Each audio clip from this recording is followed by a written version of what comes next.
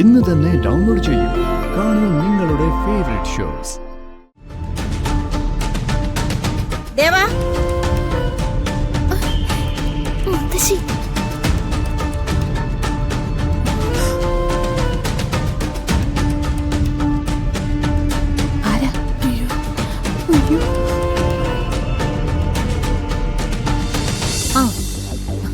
ഇതാണ് പൃഥ്വി.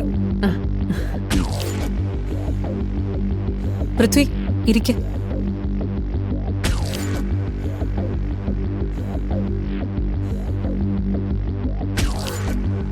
പയ്യൻ കൊള്ളാലോ. ശി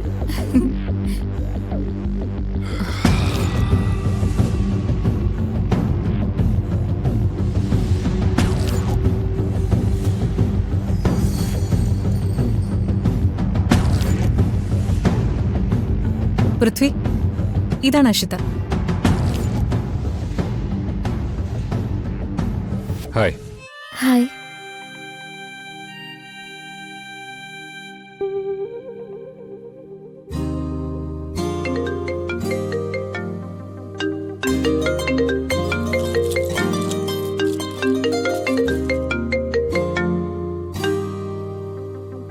ഹലോ. ഹലോ, മെഡിക്കൽ സ്റ്റോറിൽ നിന്നാ. ദേവരാജ സാറിന് വിളിച്ചിട്ട് കിട്ടിയില്ല, അതാ ദുർഗയെ വിളിച്ചേ. ആ, പറഞ്ഞോളൂ. അടുത്ത മാസത്തേക്ക് സാറിന് വേണ്ട മരുന്നുകളിൽ മാറ്റമുണ്ടെന്ന് പറഞ്ഞിരുന്നു. അതിന്റെ പ്രിസ്ക്രിപ്ഷൻ ഒന്ന് സെൻഡ് ചെയ്യാൻ പറയാമോ? അച്ഛൻ ഇവിടെ ഇല്ലല്ലോ, വൈകിട്ട് അയക്കാൻ പറഞ്ഞാ മതിയോ? ഉടനെ കിട്ടിയാൽ നന്നായിരുന്നു. കിട്ടാൻ ബുദ്ധിമുട്ടുള്ള മരുന്ന് വല്ലതും ഉണ്ടെങ്കിൽ സമയമെടുക്കില്ലേ, അതുകൊണ്ടാ. നാളെ സ്റ്റോക്ക് വരുന്നുണ്ട്. ശരി, ഞാനൊന്ന് അച്ഛനെ വിളിച്ചു നോക്കട്ടെ. ശരി മോളെ.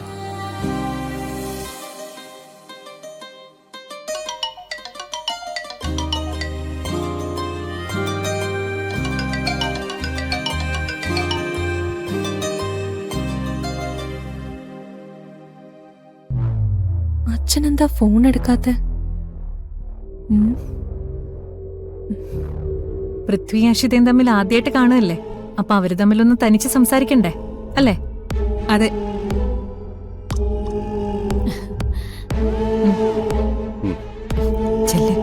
ചെല്ലശി, പോയിട്ട് വാ.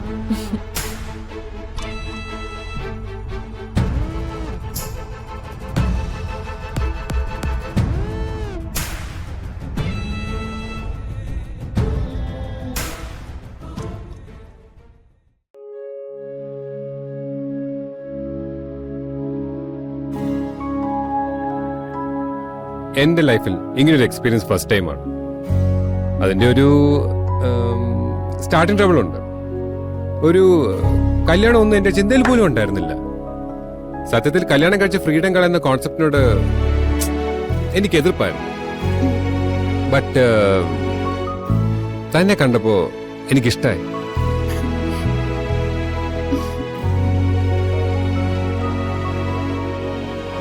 അശ്വത്തിക്ക് എന്നെ ഇഷ്ടമായോ? ഹലോ, മനസ്സിൽ എന്താ വെച്ചാൽ തുറന്നു പറഞ്ഞോളൂ. ഇഷ്ടായോ?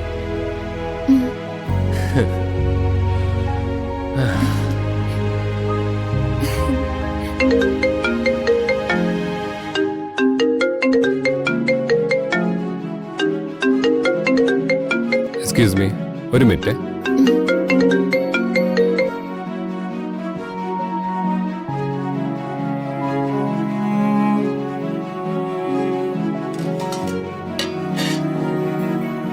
നിന്റെ അച്ഛനെ വിളിച്ച് ഫോൺ എടുത്തില്ലായിരുന്നെങ്കിലേ നിനക്ക് അബിയെ വിളിച്ചുകൂടായിരുന്നില്ലേ?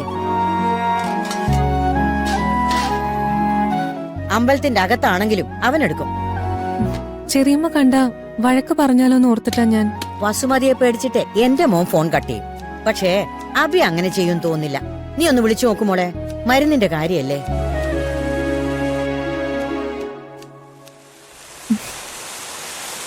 അയ്യോ മുത്തശ്ശി, ഈ ഫോണിന്ന് വിളിച്ചേ.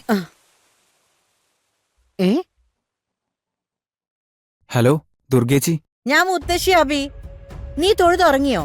അതിന് ഞങ്ങൾ അമ്പലത്തിലൊന്നും പോയില്ല മുത്തശ്ശി. പിന്നെ നിങ്ങൾ എവിടെയാ പോയത്?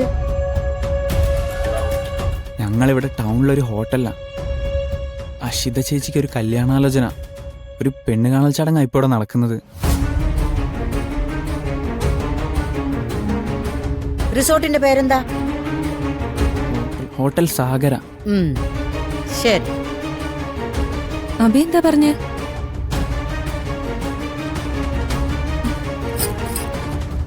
നീ വാ. എന്താ മുത്തശ്ശി? എവിടേക്കാ? അതൊക്കെ പറയാം. വാ, നീ വാ. മുത്തശ്ശി വാ. കല്യാണമൊക്കെ ഈശ്വരൻ തീരുമാനിക്കുന്ന കാര്യമാണ്. ആരാരോട് ശരണെന്ന് ഭഗവാന് മാത്രമേ അറിയൂ. അത് ശരിയാണ്.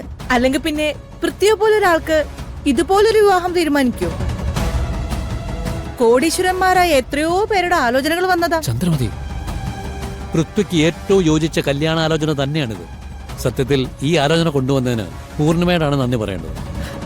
സത്യത്തിൽ ഭാഗ്യം ചെയ്തത് അക്ഷിതയാ. അല്ലെങ്കിൽ ഇതുപോലൊരാലോചന എന്റെ മോൾക്ക് വരുമോ? ഞങ്ങൾക്ക് സ്വപ്നം പോലും കാണാൻ പറ്റാത്ത ബന്ധമല്ലേ ഇത്? രണ്ടുപേരെ മനസ്സ് തുറന്ന് സംസാരിച്ചല്ലോ അല്ലേ?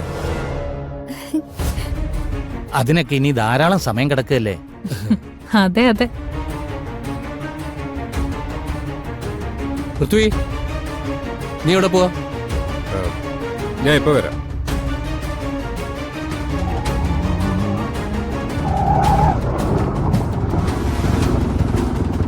എത്രയായി? 100 രൂപ. ആ, കൊടുക്കുമോളെ. വാ. അമ്പലത്തിലേക്കാണെന്ന് പറഞ്ഞ് വന്ന സ്ഥലം കണ്ടില്ലേ? കൊള്ളാം. മുത്തശ്ശി എന്താ പറ്റിയേ? നീ മിണ്ടാതെ വാ.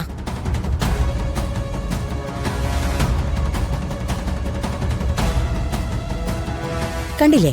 പ്രാർത്ഥിക്കാനാണെന്ന് പറഞ്ഞ് വന്നിരിക്കുന്ന സ്ഥലം കണ്ടില്ലേ? കാണ്. ആ, എല്ലാരും കൂടി ഭജന നടത്തുന്ന കണ്ടില്ലേ? ഞാനിപ്പോ ശരിയാക്കി തരാം. മുത്തശ്ശി മുത്തശ്ശി, വേണ്ട വേണ്ട, അങ്ങോട്ട് പോവണ്ട. വെറുതെ നമ്മളായിട്ടൊരു പ്രശ്നം ഉണ്ടാക്കണ്ട. നമുക്ക് തിരിച്ചു പോവാം. നീ വിട്. വെറുതെ തിരിച്ചു പോകാനല്ല ഇങ്ങോട്ട് വന്നത്. നീ ഇവിടെ നിൽക്ക്. ഞാൻ എല്ലാരെയും കണ്ടിട്ട് വരാം. മുത്തശ്ശി,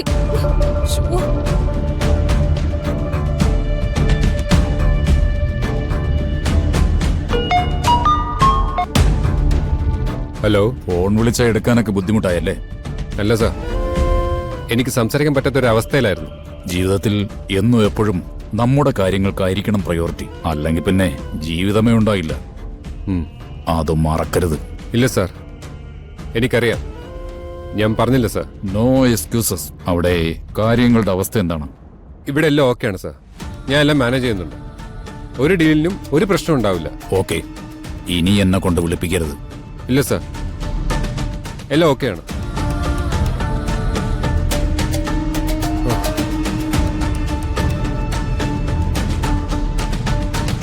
ദേവാ, മുത്തശ്ശി.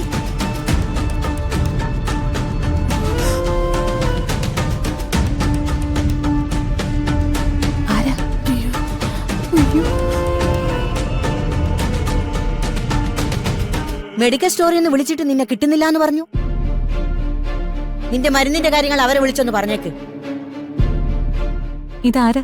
എനിക്ക് പെട്ടെന്ന് മനസ്സിലായില്ല. അത് പിന്നെ എന്റെ അതെ, ഞാൻ ഇവന്റെ അമ്മയാ.